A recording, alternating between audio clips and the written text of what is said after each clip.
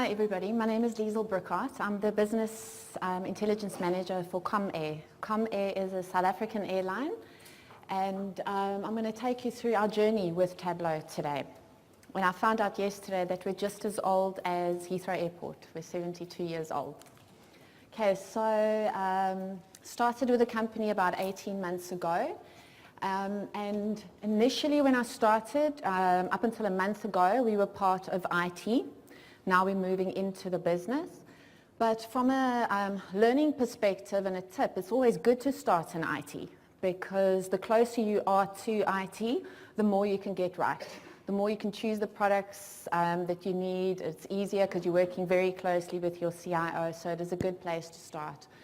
Now the plan is to use IT really to help us to have the best infrastructure possible, as well as help us with our performance and data ingestion. Okay, what's important is that although my role is Business Intelligence Manager, in some companies they split enterprise information. So you'll have the plumbing side or the information side with the ETL and the data ingestion separate to the business intelligence portion, which is your visualizations. In our company, it is the same thing. So I'm responsible for both, which is harder, but it does help you because you really think of the whole process all the way through. Okay, then we have 9 data stewards in the business. It's a decentralized strategy. I had to fight for it with the CEO because of he had a previous experience with a completely non-data project, but decentralization did not work there. But for me, it's critical that your data stewards and your viz builders actually sit within the business. They understand the business. I'm going to use one of our guys in our ops area. He works with the pilots. He knows them. He knows the whole ops area. He knows the terminology. He knows what a fuel burn calculation is. For my plumbing team to upskill and build, it will take at least double the time. Where these guys, I'd rather work on upskilling them from a Tableau perspective, but they've already got the connections and the relationships. So that's why we chose decentralized. Okay, so today I'm going to take you through who is Comair, what we do, what are the areas in the business when I arrived that are really identified as blockers, and then how we planned our strategy, what our Tableau journey is, what we use Tableau for. So I'm going to take you through some of our visualizations, and then tips for the journey. Okay, so like I said, we are 72 years old. We operate between 110 and 130 flights a day. And we're a multi-brand airline. It does make it quite difficult from a data perspective, but we've got our low-cost carrier airline, which is Kulula.com, which just has economy class, and then we also the franchise partner for British Airways in South Africa and regional Africa. So we fly for them, and there we've got 2 cabins. We've got economy and business class. But if you know airlines, you'll know the margins are tiny. Richard Branson always says, how do you become a millionaire? You start as a billionaire and then you open an airline. So you really do need to, if you want to make money, you need to look at how you're going to save fuel, and that is your biggest expense in an airline. Usually staff costs is the biggest expense in other companies. Fuel is by far our highest expense, so we look at that closely. But we've also diversified. We own the slow lounges at all the South African airports. We have started our own catering company, and the reason for that is on-time departure is the most important KPI next to safety for any airline. So what we found is that the catering company that we were dependent on kept coming late, and they kept influencing our on-time departure. So we thought, great, let's start our own catering company. So that's where it really worked well for on-time departure, but it's also helped us to diversify because we now provide food to one other airline in South Africa, and we also provide food to one of the pharmacies in the area. So it's helped us to diversify. We've also started our own corporate travel company, and we have a Comair training center.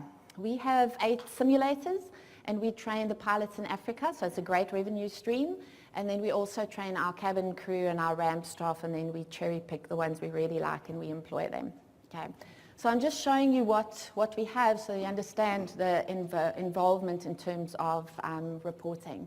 We own 20 aircraft, we lease 7, and then we're really excited. In January next year, we're receiving 2 of our 10 Boeing MAX aircraft.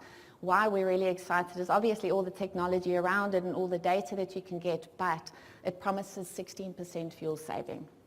So that's very exciting. So what were our blockers?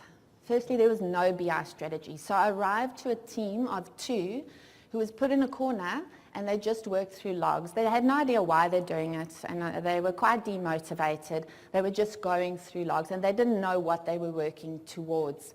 Also, there was no particular BI tool. When I looked at contracts, I found quite a few signed contracts, but nothing was implemented. So nothing ever reached us beyond SSRS reports. That's it. It's great for some things, but from a visualization perspective, it's not really going to help you. Hundreds, and I know when I say this is normal in every presentation, hundreds of ungoverned data sources, lots of Excel going on. And obviously those boardroom conversations where people are looking at, this is the number of packs from this exec, but if another one speaks who's looking at a different Excel spreadsheet, it's a different number. Disconnect between the team. The team was never taught to really integrate with the business and to ask them what they want. And for me, if that's the one thing you take away today, is you cannot tell the business what they want. You can guide them from a technical perspective, but they have to tell you what they want. Because otherwise they're not going to use it. And I can tell you now, from a Tableau and any other visualization developer, there's nothing that kills you more than when you've spent so much time on a visualization and then you go and look in the audit logs and nobody's using it. You thought it was great, but nobody's using it. And it generally boils down to the fact that you never actually asked the business what they wanted. Information architecture. There was no business architecture modeled in our business. So if you know, in terms of enterprise architecture, you generally start at enterprise architecture, that gets modeled, and then information architecture is to use that so that we provide the business with the data that they need. So that wasn't, and still is today, it's not in place, but we couldn't wait. So we bought Sparks, and the team has been busy actually modeling information architecture, and we will then provide that to business, and they will then be able to also model enterprise architecture. Slow delivery. The team really didn't have the tools to be able to deliver quickly to the business. So slow delivery was really a big part of the problem, and that just sort of perpetuates, because the less we deliver, the more people are making their own plans, and those plans are Excel plans, and it just gets worse in the boardroom. Okay, so our strategy is transparency and self-service. It's something that you have to get used to. I think a lot of people are quite scared to go self-service. They're quite scared to go transparency. But I want to challenge you. It's not mature data aware companies that can go this way. If you use a BI tool that can help you govern, you can do it. There are ways to do it. I've got a slide later. Self-service doesn't mean anarchy. There are ways that you can actually govern it. So it's quite important. So the way I looked at it when I arrived is I wanted to look at improving the organization's data. This goes right down to infrastructure, to the way we set up our data warehouse, how we plan it, how we work with the business to be able to set it up. It's everything around the technical side. Then to improve the way that our employees use data. Now in Comair, we're quite lucky. People who start working for Comair generally don't leave. We just had someone, she left IT after 39 years of service. People love working for Comair. The flip side of the coin is people really get stuck in the way that they do things. So it sometimes is really hard when you're going through the business and you're asking for their advice and you often hear, but that's the way we've always done it. And that immediately, to me, that just is like a light bulb that goes on. But you can never ever take something away from people without giving them something either the same or better. So that's always been my methodology. Because people get scared. They think that you're going to take away their jobs if you take away their Excel spreadsheet. People build their little empire around what they do because it gives them job security. If you can show them that what you're doing, what you're giving them is actually better, they will buy into it. But you've got to build that trust, and that's really important. And again, goes back to you have to work with the business. Don't tell them what they're going to do. You've got to work with them. Let them think it was their own idea. And then really to bring those two together. So look at how the data and the people are going to support the strategy of the business. And it's a known fact, if people feel that what they're doing actually matters, they take pride in it and they want to be involved. So that trust is really, really important. Okay, so the focus areas that we've looked at was infrastructure, the team and technology, and business relationships. Not one is more important than the other. So they're really, really important. So I can tell you lots of stories around that, but we're specifically today focusing on the technology that we're using. I'm just going to say that from a data prepping perspective, at the moment we're using Alteryx. But from a BI perspective, we're using obviously Tableau, and it's great because they both do integrate with each other. Okay, our Tableau journey. So when I arrived, I then looked at all these contracts, and then I decided to download. Every single BI tool has a 14-day trial. So I downloaded them all, and I was looking at finding a tool that's really easy to use. So I looked at all of them, and as luck may have it, I joined in September. In October, there was a technical session in Sandton, and it was split into 2 tracks, and I really enjoy that about Tableau as well. So they've got business tracks like at this conference, and then they've got the technical track. So you really can take your whole team and everybody can gain the access. So my team went to the deep dive and I went to the introduction, and we literally were, each person was given a USB stick with 2 data sets. A French lady was on the stage and she spoke us literally step by step on how to create our first visualizations. And I sat there thinking, if I can do this, the business can do this. And I really started getting excited. So when I got back to the office, I asked for a session with Exco to be able to present this to them. And I just quickly want to just take one step back from an Exco perspective. The first thing that I did when I joined is I asked to get into an Exco session so that I could present to Exco what the thinking is, where we can go and how we're going to work. And I knew I already had my CIO who I reported to. I knew I had his buy-in because he employed me. So he expected that I was going to deliver. And although that's really important, I'm not making that less, but you need your CEO or your MD's buy-in. Because it's great that your boss believes in it. But if the big boss doesn't believe in data, you're always going to be fighting. So I asked for that Exco session and I asked the CEO whether he would be the sponsor for data, and he accepted. We're really lucky. He loves data. He doesn't build anything. He doesn't get involved in that side, but he's got a passion for data. So that was the first thing that I did from an Exco perspective. So when we went into the Exco demo here, I then wanted to sell Tableau to them, but I knew that if I took the data set that I got in my technical session, which was about agriculture in South America, it just wasn't going to cut it. So another tip is when you're trying to sell something to your stakeholders, use data that is going to make them tingle, that's going to make them excited. So I took him air safety data, our airline safety data, but ours, not just a data set, ours. And in 8 minutes I created a visualization in front of them, and as I walked out I was given the okay to buy 10 licenses because it was their data and they saw the ease of use and they knew that that would go into their business. So then I gave my team and I a hell of a job. I promised to Exco that within 2 months they'll have an Exco dashboard that they'll get in the middle of December so that they can go and play in it on holiday. I just believed that they would. And because I needed the okay to carry on with this particular BI tool by January so that we could start making plans. They all loved it. And I then asked for another 10 additional licenses, which I got. And then I knew, okay, now this is great, but it puts a lot of pressure because now I've got a tool, I've got licenses, but I've got nobody to develop. So then I started, as I'm working through the business, meeting everybody, I then started identifying data stewards in the business. So we've already decided on decentralized, so I needed to find people in the business. So we can decide to go employ But the whole reason we're going decentralized is because we need the knowledge from within every business unit.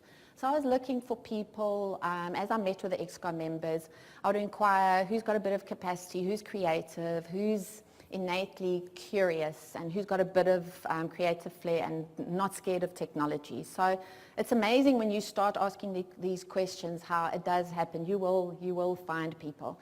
Now from a data steward perspective, some people do this as 10% of their role. Some people do it as 100% of their role. Most are employed by Comair, but 2 months ago we employed a contractor who used to work for Comair, so understands the airline industry, but is contracting for us working from home. So you really can set it up as long as you put your governance and your infrastructure in place. So I started identifying them then.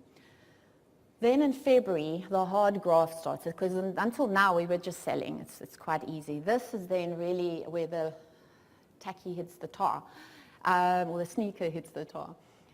We then needed to find out what every business division actually needs from data. Okay, so we use this Excel spreadsheet. It looks very elementary, but it's everything that you actually need. So what I decided to do is and this is drawn up with every executive of every division, so commercial, flight ops, HR. You sit down with their exec, and the reason why I go there is twofold.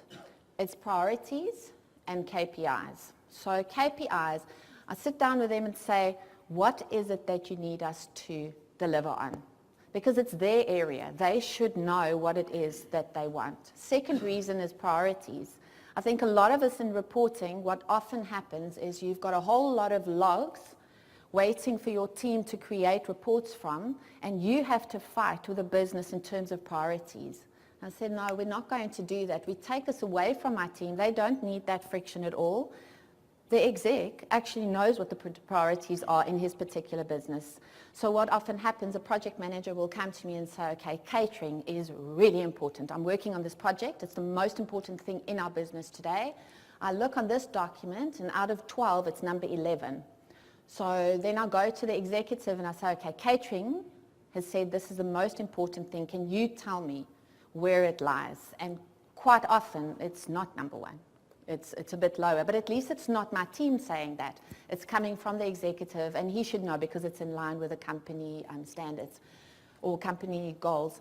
So what you'll see there is these are my priority areas, in this case KPIs, and then I ask him, so what are the reports or dashboards that for that particular KPI will help you to report well?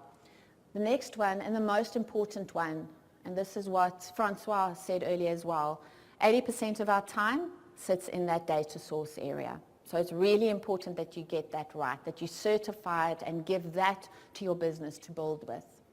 Then we say, those two are not so important. Then who needs to have access? How often does it need to be refreshed? Okay, everybody will tell you they need real-time data. Everybody doesn't need that. Some people absolutely do. Our on-time performance dashboard every 15 minutes, and it's on mobile as well. You go and look and you can see what our on-time performance is out of the number of total flights. But how many people did particular training over the last 6 months? You don't need to see that real time. You can see that monthly. So those are the conversations we have there. What's really important for those people who are responsible for rolling out Tableau is this area here. What you are going to be doing with Tableau is most probably going to automate a whole lot of reports, because most people create these reports every single month and it's their job, and they spend 3 or 4 days out of the month doing it. When now you're building it once, it might take a lot of time to build it, because what I can promise you is when you sit down with that exec and with the people that helps you with a report, the first time you build it is not going to be perfect. You're going to go to and fro until you get to the point where you think, okay, this is good for the moment. But you are saving a whole heap of time. So jot down, and in this example I see I didn't jot it down, but what you're supposed to do is to say what it replaced and the person, and then the time that is saved. Because next year when you have to go and motivate for more licenses, you need to say what is the value. Apart from visualizations that you're bringing to the business, you need to say, I saved this much time. I've allowed Heather in ops to spend more time on planning because she's not creating 27 reports every month. But probably the most important one for me is this one. It's cross-divisional matching. So what I do there is when I get these different Excel spreadsheets from the different execs in the business, I then look at it and say, okay, where do things match or requirements match? So I'm going to go back again to on-time performance. We needed that in 4 different areas in our business. So why would you develop it 4 times? We develop it once, we use the right data source, and we just open it up for all those people to see it. You save time and pressure on your resources, but you're also allowing people to, or you're allowing the Tableau reports to break down the silos in your business, because historically commercial looks at commercial, finance looks at finance, and we're also protective over what we do, and we're not going to share it. Actually, that's not it at all. It's supposed to be sharing, because it's so interesting now when they start talking is how more dashboards get born out of that, because you're having conversations. So it really, really is a good way of, well, it's worked for us. Okay, select a Tableau soapbox person in that Exco meeting. So when you're doing your sessions in Exco, look out for the people in Exco who you can see gets it. They might surprise you. They might not be the young hippie one, but it might be a person who actually knows exactly what she wants. And that's the person that you want to grab. It's someone who's happy to go into mobile, or somebody who's really excited about data. Because what you want to do is you want to very quickly show value, because you want to show your return on investment. So grab those low-hanging fruit. And generally you'll see an Exco person in the business who knows what they want. One of the things that's sometimes is quite astounding is as you work through your Exco members, and you ask them what they want, a lot of them can't actually verbalize what they want. So find the one that knows what he or she wants, and then start right there, because then you get dashboards out quicker, and then you start that envy, healthy corridor talk, because why is he getting so much done? And I want some as well. And then suddenly they knock on your door to come and tell you what their requirements are. So you need that healthy conversation going, but you're not forcing it down their throats. They actually start asking you for it. And then we delivered our first company-wide storyboard, which obviously also created a lot of excitement. The healthy corridor talk is great, builds that competition, but it also puts quite a bit of pressure on you, because now suddenly people are data aware and they are hungry for this. So you need people. And in our case, we were still on the interactor model, licensing model. So I had to really tightly control the access, and it's quite hard, because we've got 20 developer licenses, but we also had 20 interactor licenses, and it's very hard when you've suddenly got that data awareness, but you can't give it to them to have access.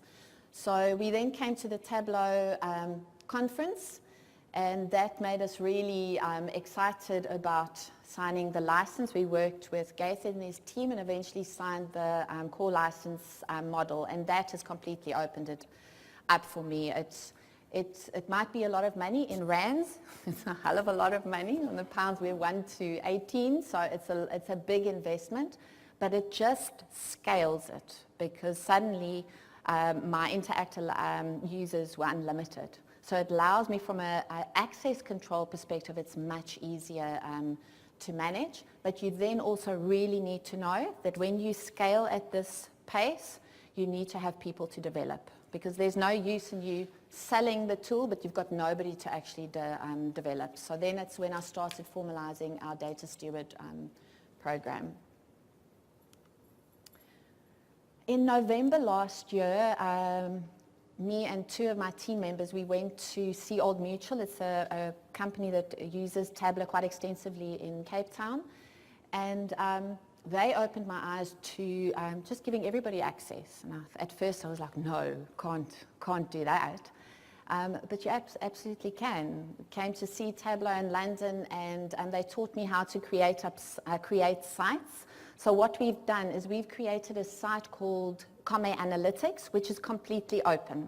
So what I've done, I'll show you screenshots just now, is that the different projects in Tableau, or the folders, I've named them the different business units in the business. but I've got no access control on it. If you're in commercial and you want to go see a fuel burn dashboard, go and view it, because we'd like to get your input on it. If you're in HR and you want to see how IT service desk logs are going, go and view on it. Why should we hide it?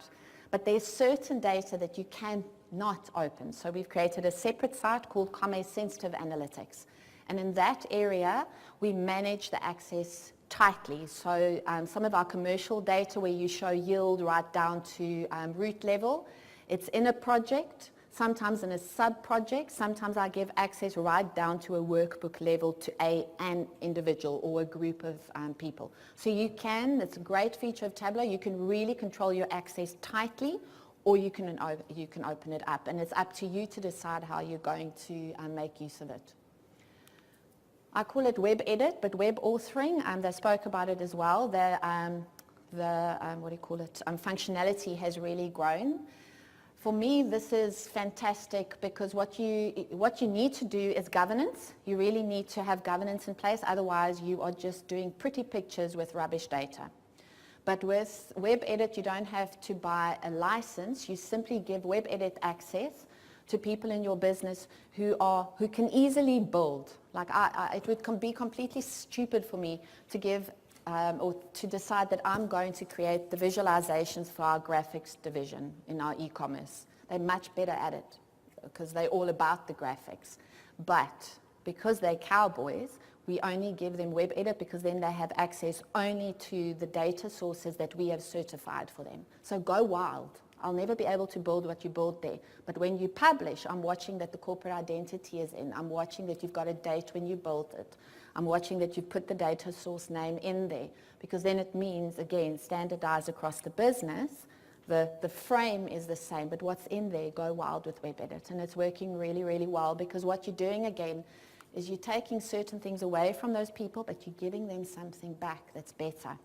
Just one thing on Excel that I forgot to say. We've got this guy that we always laugh about. He's always told me he will never move away from Excel, never. And last month, one in my team member, Steward, he said to me, no, Jacques wants this in Excel. So I said to him, no. Is the data source sorted? He said, yes. I said, give it to me. So I built a visualization quickly. It literally was 10 minutes because it was simple. Built it, I sent it to him, gave him access, sent him our little startup manual where you see our information sharing policy, and said to him, there we go, but also be aware that Steward's going to come visit you and show you how to get to your Excel. So he went, he showed him, you just drill down to your data, and he still had his Excel. Well, the next day I got this email just saying, this is marvelous. Can I please have a license? And so that's a thing that I think that's fantastic about Tableau, because you're not taking away, you're still giving it to them, but now he wants to build visualizations, where a month ago he told me he'll never move away from Excel. Okay, I'm going to go over this very quickly. It's very much work in progress. A data steward, if you look at the Dharma definition of it, is not a Tableau builder. It's a whole lot more. But we're busy working it into this because, as I said, in our case, some of the data stewards do this full-time, some do it 10% of the time. So you have to sit down with those executives to determine, okay, what goes into their job description from a Tableau and a data steward perspective.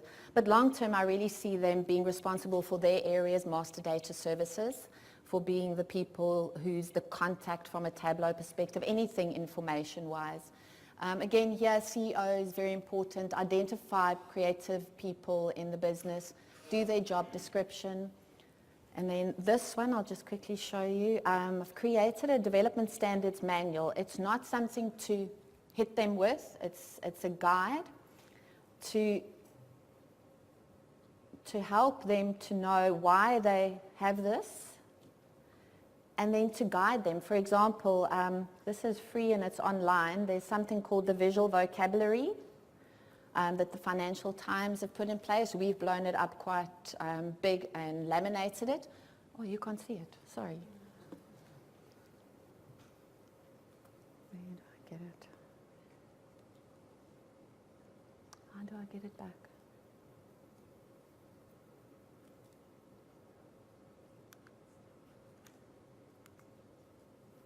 Ian?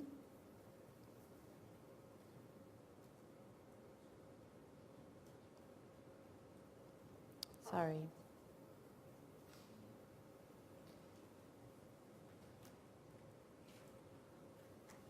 Anyway, I'll speak while Ian helps me.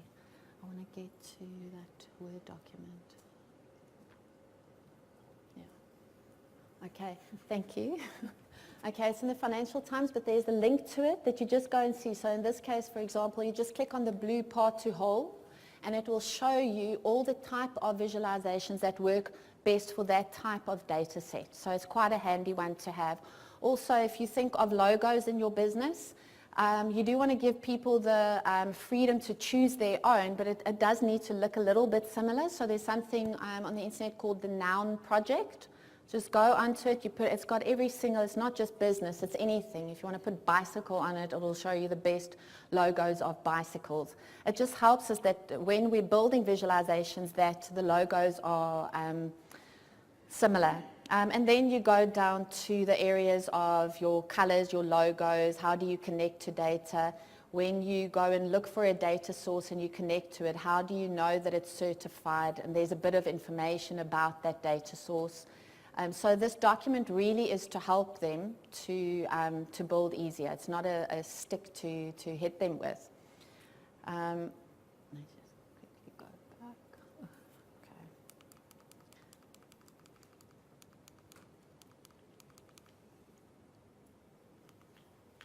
Okay. Okay.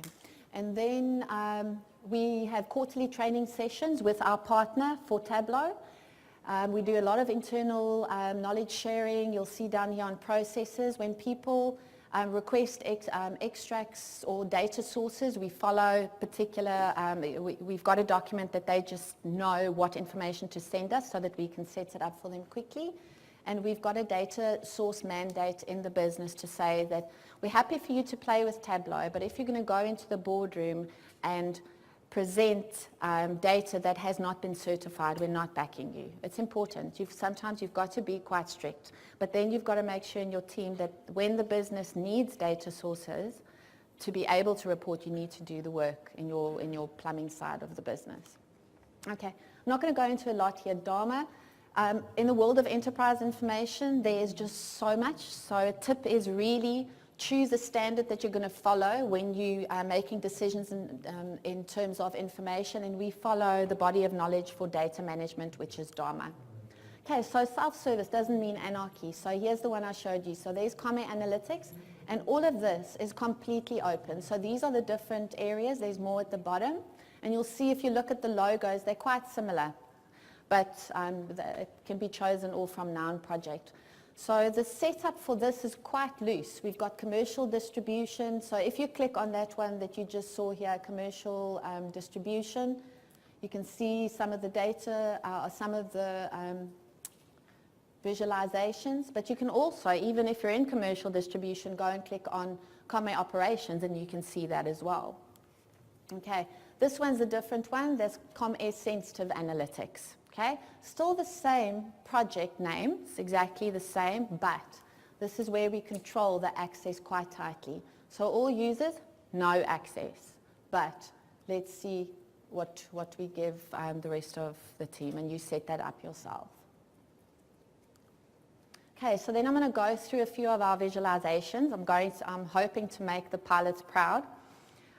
So the first one is on-time performance. Okay, so it is, with safety, our number one priority for any airline.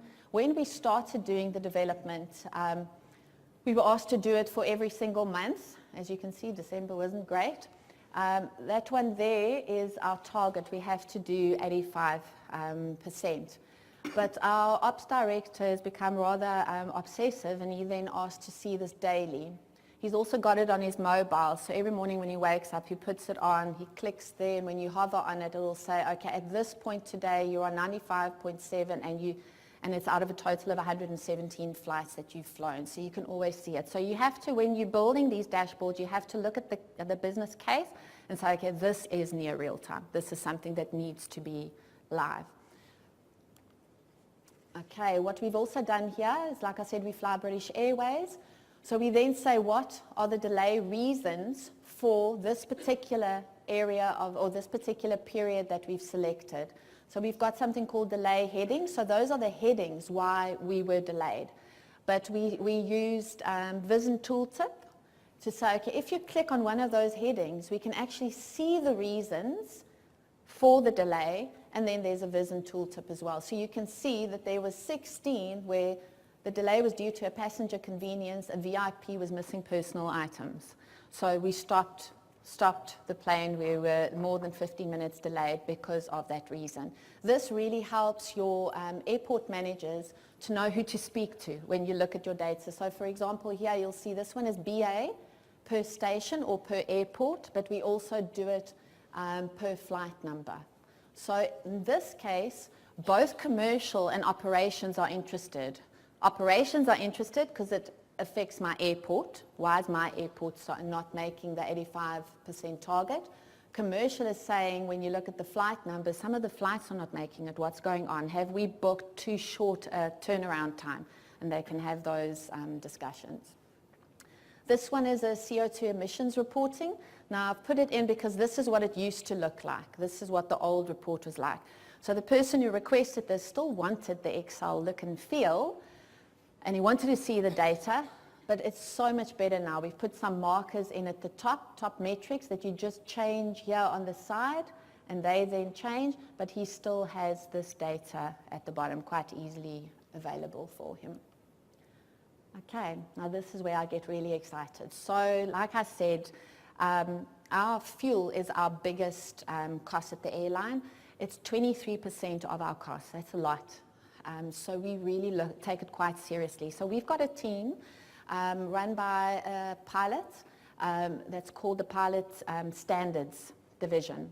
And what they did a few years ago is say, okay, they sat together and said, what can we do at every phase of a flight to save money but not put safety at risk? So they then divided it into all these areas and said, okay, what can we do in each of these? And out of that was born a whole lot of savings initiatives. And this is an ongoing process. So this is not a dashboard that dies. It keeps giving. Okay, so for me this is very boring, these dials, but they wanted it because it looks like the cockpit. They wanted the dials. Okay, so on the right here you can see that it's filtered. This one is to the last financial year. Those are our 400 aircrafts, our 800 aircrafts. You can filter this data right down to a pilot. Okay, so you can go and see how an individual pilot is doing on all of the savings initiatives. Now just a tip, what we've done is whenever there's any personal data in your dashboard, it goes straight into Comair sensitive analytics because of personal data. Although it's your own employees, it doesn't matter. The pilots are very sensitive, and anybody else can be sensitive about their data, but the pilots definitely don't want to have their performance be visible by anybody else. So some of them is nearest alternate airport, delay engine start, one taxi in. I don't know if you're aware of that, is when you taxi, you really only need one engine. Okay, so when they fly, we say they should be flying one engine. If they don't, they have to just give a reason why.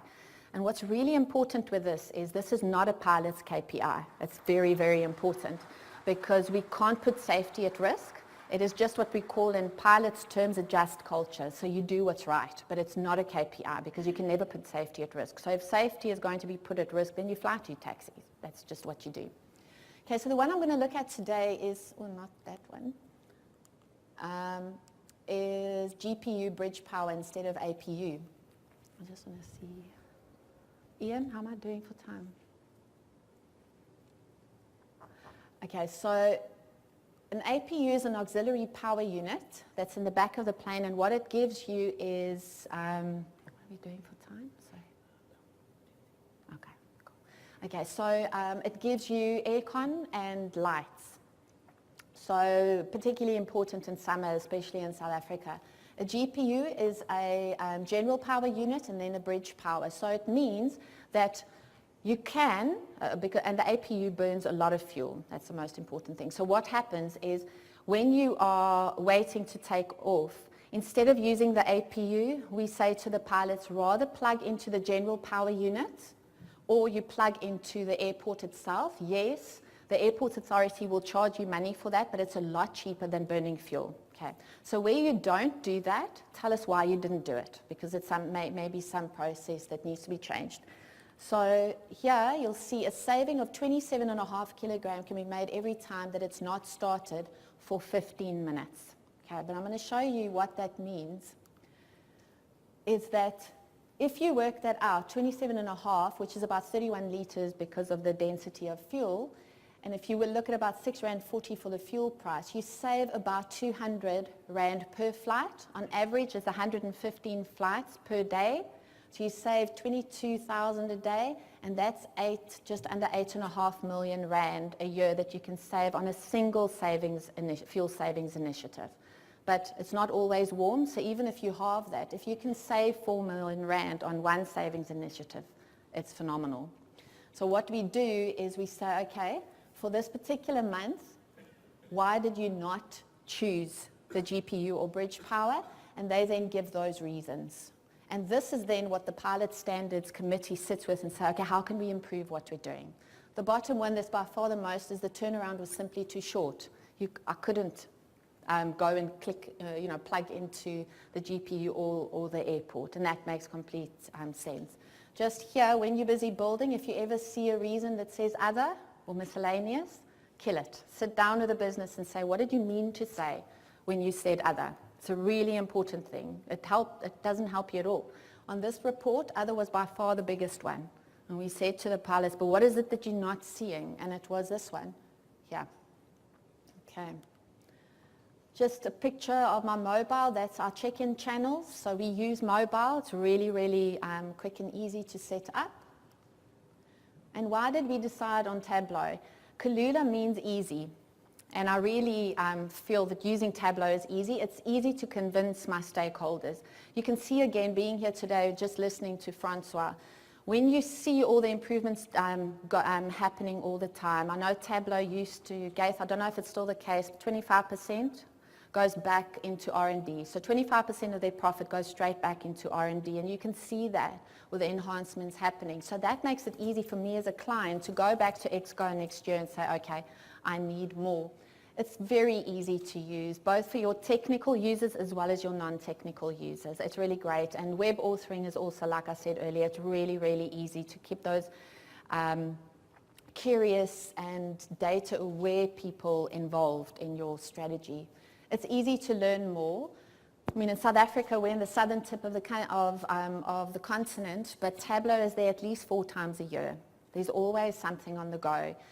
Make your contacts, meet up with the community. You will need them, and they're really quick to respond. And there's obviously the community portal that you can get involved in. What I also quite like is that Tableau often sends out these webinars. I use them in my Data Steward program. I take those, I invite my team, I buy popcorn, we sit in a room and we watch the WebEx. So you create a bit of a feeling, but you're watching what, I didn't have to do any work. The WebEx comes from Tableau, but we're sitting together and we're watching Tableau related development. It's easy to scale, but be careful because you're going to need people to drive it. Easy to keep convincing the stakeholders because of, like I said, the R&D. Also the strategic integrations, Data Robot, it's empirical systems for A&I. They're constantly looking out for partners that they acquire. So that helps you to say, you know what, there's this new AI tool that's out and it's already integrated into Tableau. It really helps you because they're already making those connections for you. And also Gartner, obviously. Gartner's always putting Tableau right up there. So tips for the journey. Number 1 is your CEO buy-in. It's critical. I think it was about 6 months into our, probably 3 months into our executive documents when the head of OD, organizational development, came to me, and she wasn't happy with me because she spent the last 2 evenings creating a PowerPoint which she had just shown to our CEO. And he stopped her 2 minutes into her presentation and said, wait, why is this not in Tableau? And she's like, what do you mean? He said, listen, I mean, he's a lovely guy. He's very humble. He wasn't being funny at all. He just said, please go chat to Liezl, I want to see this in Tableau. So when she came to me, she was crying, but I was going like, yes, because he got it. And if he's got it, I promise you, he's going to make sure it goes everywhere. Spend time to select the right team and the right tools. You want positive people, half glass full people, because you want them to be innately curious and to explore Tableau. I physically as a manager can't sit on Tableau all day and figure out what all the new enhancements are, but if you've got people who are curious, they come and tell you. So choose your team well. Listen to the business, don't tell them. Connect with the business. Get your team to speak with the business. I was appalled when I arrived and I went to introduce myself to the business. I took a team member with me because I sort of needed somebody who the business knew. But as I was introducing myself, he had never met them. And he was there for 5 years. It's important, guys. Your team needs to know the business because that's how you know what the business wants. Trust the business. Sometimes, like I said, you're scared that it's going to be anarchy, but if you set it up correctly, it doesn't have to be. And then you've got to repeat your strategy over and over again. Just because you were in the one exco session, they're not just going to get it. You have to keep telling them what you're doing. You've got to show them the value, and then they'll keep investing in your actual tool. And one other thing, I didn't put it here, but I meant to say it earlier, is one thing that you've also got to look at quite closely is IT procurement. It will always influence your data, so you've got to work closely with IT to make sure as they are buying new tools that they speak to data. Because although they might not talk about it right at the beginning of a project, it is going to become your problem. And if you weren't involved in the beginning, you are going to have to fix things. So again, from a tool perspective, really make sure that you're involved in all the selections of tools. There you go. Thanks, everybody.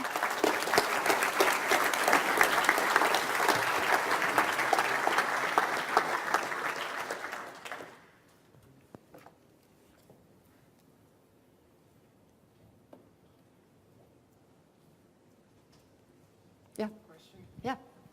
Once you got the management buy-in and the licenses and you sat down with the different stakeholders, how did you break it down and prioritize where to start? Okay, so it actually is with the actual executive. He tells you what it is he wants. In our case, what he did is he then sat down with his head of departments, and they have weekly meetings and they sit down and decide. So that was initially what happened. They sat down and together decided what the priorities were, and now he does this all the time. So if I come to him and say, okay, the business says this is what they want, he will then make the call. But initially he got all his heads of departments together because they're really the ones who are going to use those reports. So they decided together what the priorities were going to be.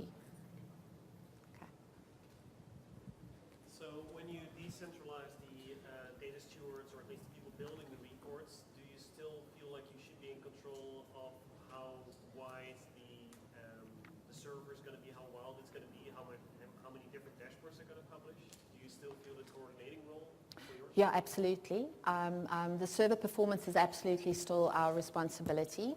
So yes, we're responsible for that. So the data stewards are responsible simply for the visualizations. They're not responsible for any of the IT work behind it. That sits in my plumbing team as such. So we have, at the moment, we're doing a lot of research in terms of the server. We're on 4 cores, and we believe that we should be on 8 cores with the scaling that we're doing at the moment. So that doesn't sit with data stewards. That sits in our division. But when it comes to the cross-team data sets, or at least things like the on-time dashboards, yeah. How do you make sure they don't all develop their own dashboards because they all feel it's interesting? But it's part of the training. So one of the things, like in the development standards one of the things I always say is when you start developing something, go and look at the data sources and go and look at the workbooks that already exist. If it exists, rather speak with that owner, go and get it. So let's say it's a check-in channels. You might be an airport manager, and what you seeing that is already developed is 3 tabs, but there's one extra thing you want. If you go and look at that one, tell us you want it, we get it copied for you, we send it to you, and you simply develop the additional one you want. And then that one is the one that we would share with everybody so that the enhancement is then visible to everybody. You happy? Okay. Hello. Hi. Hello. Thank you very much for your story. Speaking about scaling up, have you considered the option of outsourcing the development of the reports? Especially, Sorry? have you considered an option to outsource the development of the reports or order it for the external service provider instead of building the capability in-house, especially in the long term when you will have dozens or maybe hundreds of reports? No, not for airline. It's a very specific niche industry. Unless you get a company that specifically develops for airline, it's not something that you're just going to pick up.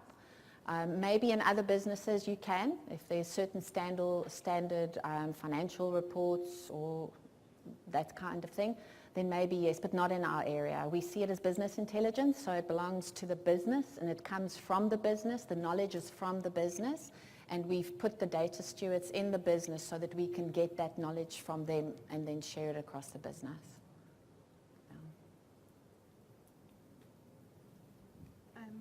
So you mentioned that you have, like, for example, a project manager that believes one is a priority when the exec thinks another. Did you come across a situation where those kind of close to the coalface, let's say, had a different idea to the exec and your team actually agreed with them? Yeah, it does happen. Ultimately, then what we then get, and it depends on how strong the individual's opinion and confidence is to take the exec on. But we've had that changed before, where the exec made a call, and that person then went. A person moaned with me, and I said, "Well, you've got to make your case, and what you've got to do is you have to say, my area is going to show that I'm going to make revenue, I'm going to cut costs. If you can prove that to him, then he's going to move it into something in front of something else that is not going to make money or cut costs." And she was able to do it. So we did that on one of, I think it's catering. So they got a quick one out there. But I'm taking that conflict away from my team. They don't need it. They've got so much to focus on, so they have to do it. But sometimes it does take a bit of coaxing with the individual. Yeah. Hi. You talked a lot about your business users being curious and trusting the business. I just wondered, from the last 2 points on your data strategy was opening Tableau and then providing them with web edit mode. I wonder if you thought that opening Tableau first kind of provided more of an appetite to the web edit mode. Absolutely. I mean, I never thought that I would open Tableau, but when I learned how to do the sites, that was an idea, and then when I saw Old Mutual, it was there. What that open Tableau did is people started talking to each other more, and there's more of a data awareness that's happening. And because people are talking, it eventually got to the creative people. So in our case, the guys in e-commerce, they use Google Analytics at the moment because they just couldn't care less to learn a new tool. But if you give them something that they can use with a data set that they trust, it's worked really, really well. And what it does is it breaks down barriers between my team and our strategy and those kind of guys, because you're going to get those cowboys and they're just going to go wild, and they are slowly going to break down all the work that you're doing. So rather partner with them, keep your, and it's not an enemy, but keep the people close and give them something that they can actually do something with. And so far, I mean, we've given it only to 5 people now, but the response has been phenomenal. So no, it's exactly that. Okay. Here. Hi. Apology, I'm not sure if you mentioned how many creators you have or what that license base is. And also, could you talk a little bit about when you got started with your team? I mean, were they, from the onset, were they dedicated only to Tableau and building a foundation, or did you kind of have to scale out your team, and how did you get the buy-in from business to dedicate those resources to this idea? Okay. So we've got 20 developers licenses. We've also got a graduate program. So we've got 3 guys who joined, and they're going to be with the company for 12 months. So in that case, I definitely put them on web edit because I'm not going to spend the money on the license, but I'm giving them a bit of functionality. What we decided to do with the data steward policy is to look for people in the business who are innately curious, who are quite technical, who have a bit of a capacity available.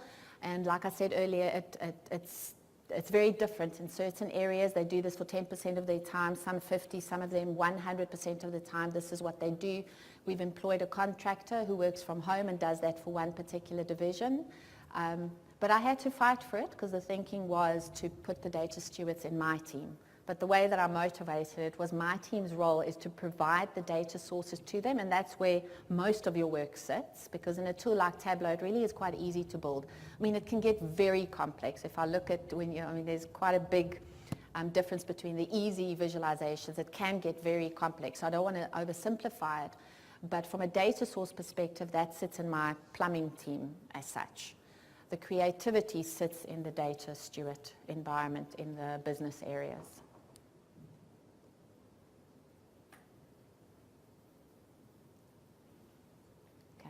Okay, thanks, Ray.